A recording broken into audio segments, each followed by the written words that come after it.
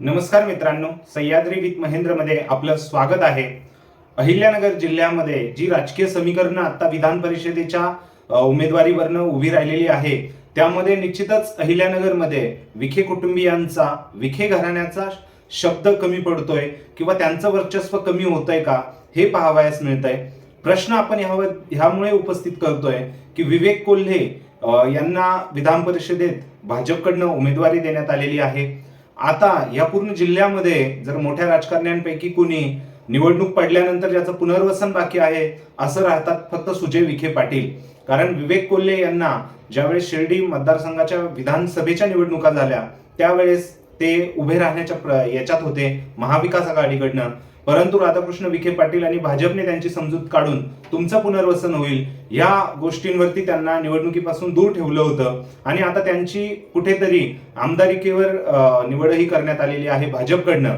बाळासाहेब थोरात यांना हा धक्का समजला जात होता, काँग्रेसला हा धक्का समजला जात होता, परंतु आता म्हणजे जर आपण एकंदरीत राजकारण बघितलं तर अहिल्यानगरमध्ये राम शिंदे यांचा रोहित पवार यांच्याकडनं पराभव झाला होता, सुजय विखे यांचा निलेश लंके यांच्याकडनं पराभव झाला होता खासदारकीला, आणि विवेक कोल्हे यांना उभंच लावून दिलं नव्हतं गेलं, त्यांनाही आश्वासन दिलं होतं.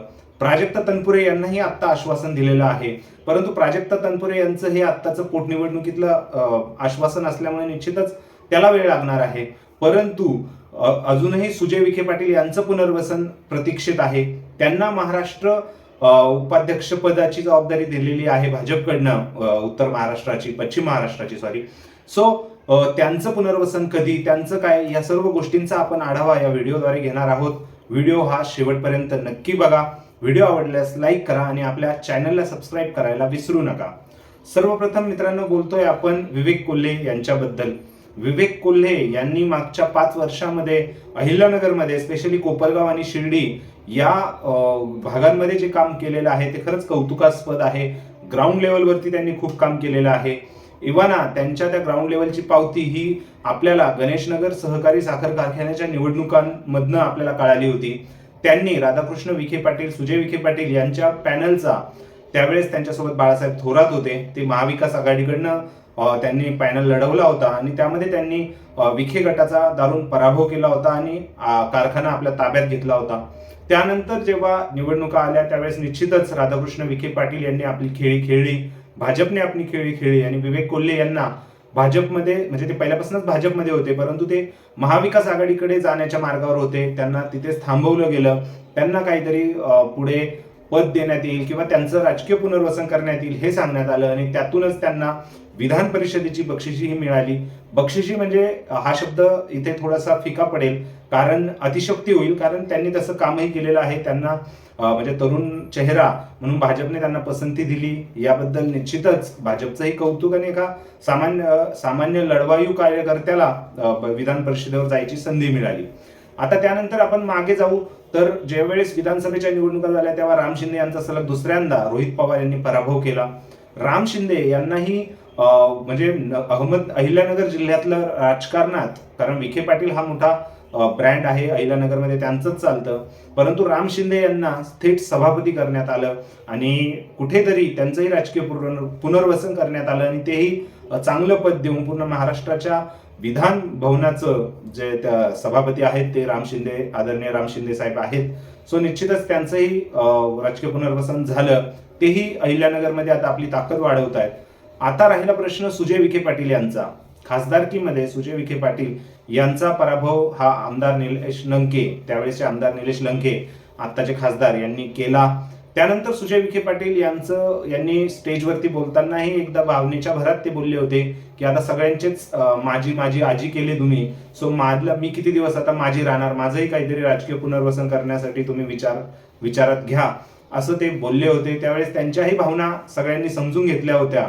परंतु आता आपण जेव्हा बघतोय की सुजय विखे अजूनही माझीच आहेत, त्यांचं अजून कुठेही राजकीय पुनर्वसन घडताना आपल्याला दिसत नाहीये. ह्या मागे राजकीय म्हणजे सुजय विखे पाटील यांची ताकद कमी झालेली आहे अहिल्यानगर जिल्ह्यामध्ये, की त्यांचा शब्द कमी पडतो. ह्या मागे आपण भरपूर प्रयास लावले जात आहेत, सोशल मीडियावर लावले जात आहेत, न्यूज चॅनल्समध्ये लावले जात आहेत. परंतु शेवटी माझं तर विश्लेषण जर बघितलं तुम्ही तर असंच वाटेल की मला तरी वाटत नाही की सुजय विखे पाटील हे राज्याच्या राजकारणात इंटरेस्टेड आहेत. कारण त्यांचे वडील राधाकृष्ण विखे पाटील हे ऑलरेडी राज्याच्या राजकारणात सक्रिय आहेत आणि सुजय विखे पाटील हे केंद्रातच सक्रिय राहतील अजून तरी 5-10 वर्ष. मला यात काही शंका नाहीये. त्यामुळेच त्यांचं राजकीय पुनर्वसन हे महाराष्ट्र राज्यात त्यांनी घेतलेलं नाहीये. त्यांना केंद्रात पुनर्वसन पाहिजेच आणि त्याच दृष्टीने त्यांना भारतीय भाजपा महाराष्ट्र प्रदेश उपाध्यक्षपदही देण्यात आलेलं आहे पश्चिम महाराष्ट्राचं. आणि उद्या केंद्रात जर त्यांना संधी आली, कारण 2 वर्ष निवडणुकींना होऊन गेलेले आहेत लोकसभेच्या, सो निश्चितच अजून 3 वर्षाने 2029 साली ते भाजपकडनं खासदारकी लढवताना आपल्याला दिसतील. आणि त्याच्या आधी जर काही पुनर्वसनाचे विषय आले केंद्रामध्ये तर निश्चितच सुजय विखे पाटील हे त्यामध्ये आपल्याला अग्रेसर दिसतील. तुम्हाला काय वाटतं या एकंदरीत प्रश्नाबद्दल, की महाराष्ट्राच्या राजकारणात सुजय विखे पाटील तेवढा रस घेतायत का, किंवा त्यांचं पुनर्वसन न करण्यामागे हेच रिझन आहे का, किंवा काही अदर गोष्टी ज्या तुम्हाला माहिती आहेत माझ्या माहितीत नसतील त्या नक्कीच कमेंट सेक्शनमध्ये कमेंट करून व्यक्त करा. व्हिडिओ शेवटपर्यंत बघितला त्याबद्दल तुमचे धन्यवाद. आपल्या चॅनलला सबस्क्राईब करायला विसरू नका आणि जास्तीत जास्त जे राजकीय विश्लेषण आणि जे राजकारणात इंटरेस्ट दाखवतात त्यांना निश्चितच हा व्हिडिओ शेअर करा. तुमचे विचार हे कमेंट सेक्शनमध्ये कमेंट करा.